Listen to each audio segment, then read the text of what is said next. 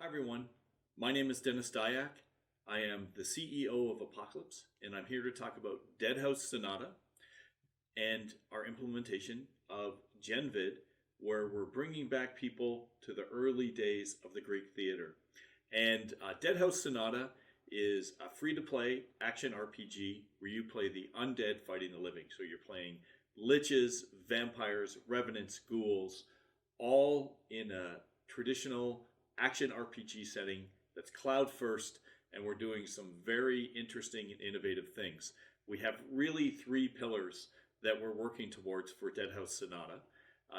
The first one is that it's a narrative-driven action RPG. Most of the games I'm known for, Eternal Darkness, Blood Omen Legacy of Kain, Two Human, are very narrative-driven.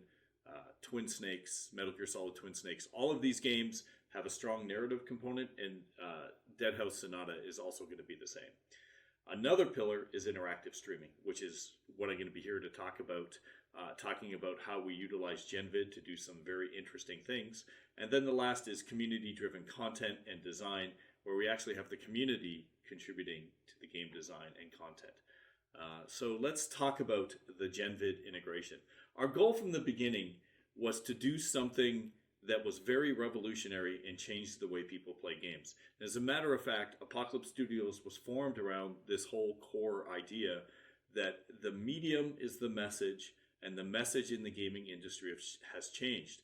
We've gone from the single-player games where you'd sit in front of a TV and take in all the content in pretty much a linear fashion that you would in a traditional film or book or music sense, to multiplayer games where narrative disappeared for a while and PvP became the big thing, to where we're at now with this new technology with Genvid and interactive streaming, to meta players where the audience can actually participate in real time like you once did in the Greek theaters.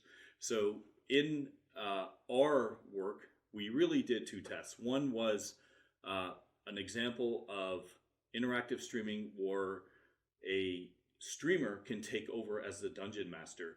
And as you can see here with some of these videos, you can set off traps, help open doors, help the player get through the level.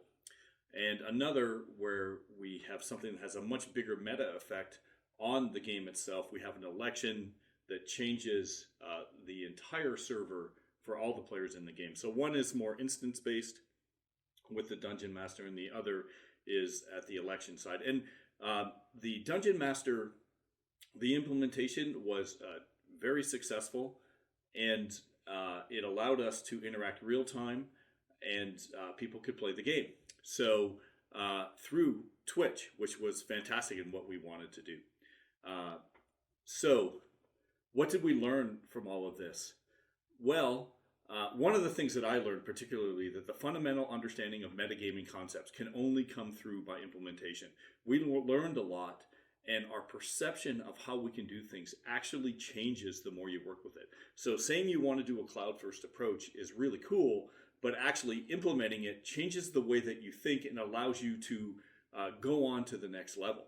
So what we looked at with our current implementation, we found that the implementation worked real time with the Dungeon Master, but having large amounts of camera rotation with the latency and lag actually made control a little difficult.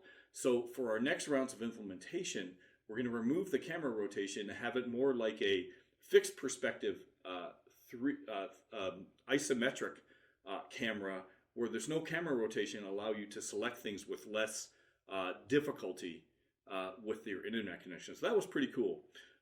Also, we learned conveying these concepts through video is really, really hard because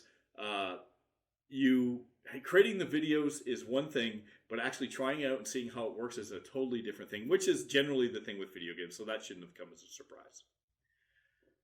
What are we working on next? Well, this is something we're very excited about. So we're going to improve the Dungeon Master. We're gonna try a couple modes. One more like a top-down map view that you would get, avoiding any possible problems, so you can get a general overview of the entire board.